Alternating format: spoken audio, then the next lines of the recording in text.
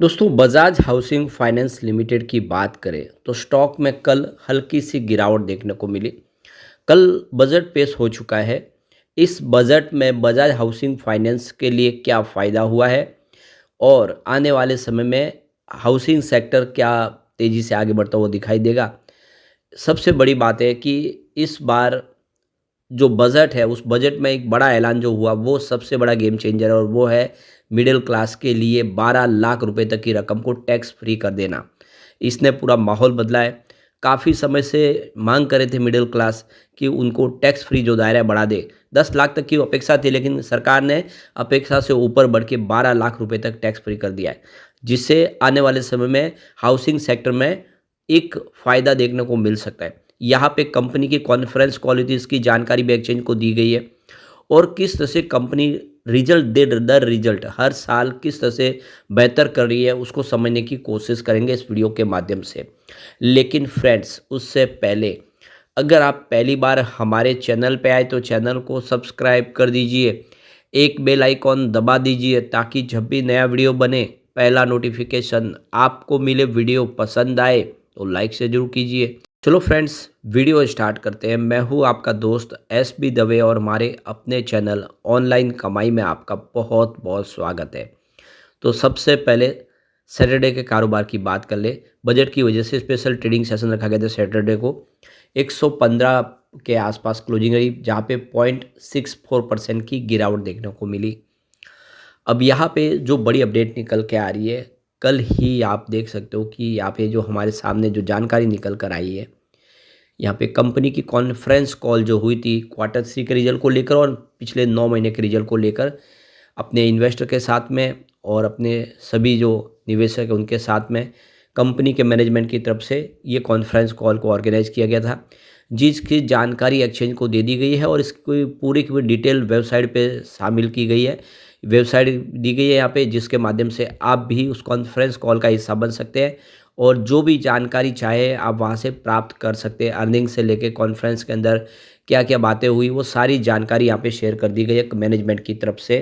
तो यहाँ पे कंपनी के सभी टॉप के मैनेजमेंट ने हिस्सा लिया था इस कॉन्फ्रेंस कॉल में, जिसमें आपने मिस्टर अतुल जैन जो मैनेजिंग डायरेक्टर है Bajaj finance housing finance limited के, मिस्टर गौरव कलानी जो चीफ फाइनेंशियल ऑफिसर है बजाज हाउसिंग फाइनेंस लिमिटेड में, और मिस्टर जसमिंदर चहल जो प्रेसिडेंट है home finance limited Bajaj housing finance limited के, और मिस्टर विपिन अरोड़ा जो एग्जीक्यूटिव वाइस प्रेसिडेंट है, और मिस्टर नीरज अदानी जो एग्जीक्यूटिव वाइस प्रेसिडेंट है, और इसके अलावा मिस्टर समीर बीसे जो जेएम फाइनेंशियल की तरफ से यहाँ पे हिस्सा लिए इस कॉन्फ्रेंस की तरफ से, और मिस्टर मयंक मिस्त्री जो जेएम फाइनेंशियल की तरफ से थे। तो यहाँ पे इन लोगों ने अपनी इस कॉन्फ्रेंस कॉल के दौरान अपनी सारी बातें रखी है। अब यहाँ पे इसके रिजल्ट को अगर आप देखेंगे साल दर साल के हिसाब से तो आपको वाकई में समझ में आएगा कि कंपनी कितना तेज़ी से अपना बिजनेस बढ़ा रही है। रिवेन्यू की बात करूँ मार्च 2022 में 3767 करोड़ के आसपास था, जो मार्च 2023 में 5665 करोड़ तक पहुंच गया, और मार्च 2024 आते आते यह 7617 करोड़ तक पहुंचा और इस TTM 9064 करोड़ तक पहुंच गया। यानी जो 2022 में रिवेन्यू 3000 करोड़ के आसपास था वो 9000 करोड़ तक पहुंचा है और हर साल रिवेन्यू लगातार बढ़ रहा है।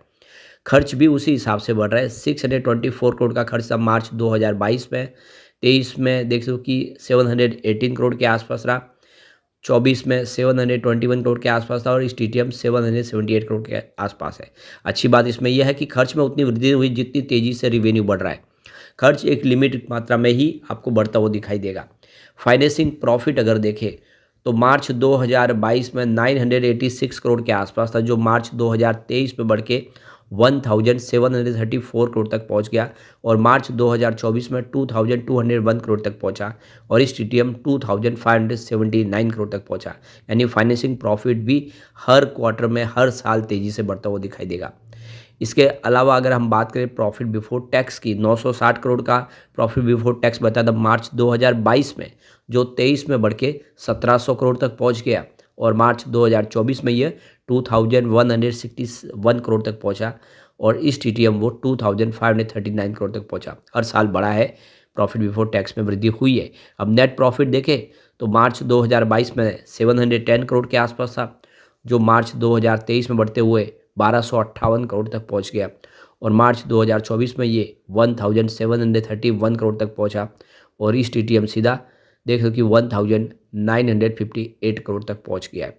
यानी जो 700 करोड़ के आसपास प्रॉफिट अब 2022 में वो टीटीएम 1900 करोड़ तक पहुंच गया है। काफ़ी ज़बरदस्त वृद्धि हो रही है, आंकड़े वाकई उत्साहवर्धक है। इसका ईपीएस भी बढ़ रहा है, 1.45 था मार्च 2022 में, जो इस समय 2.51 रुपये तक पहुंच गया है। तो क्लियरली देख सकते हो ये सारे सिग्नल कि कंपनी का बिजनेस बहुत तेज़ी से ग्रो कर रहा है।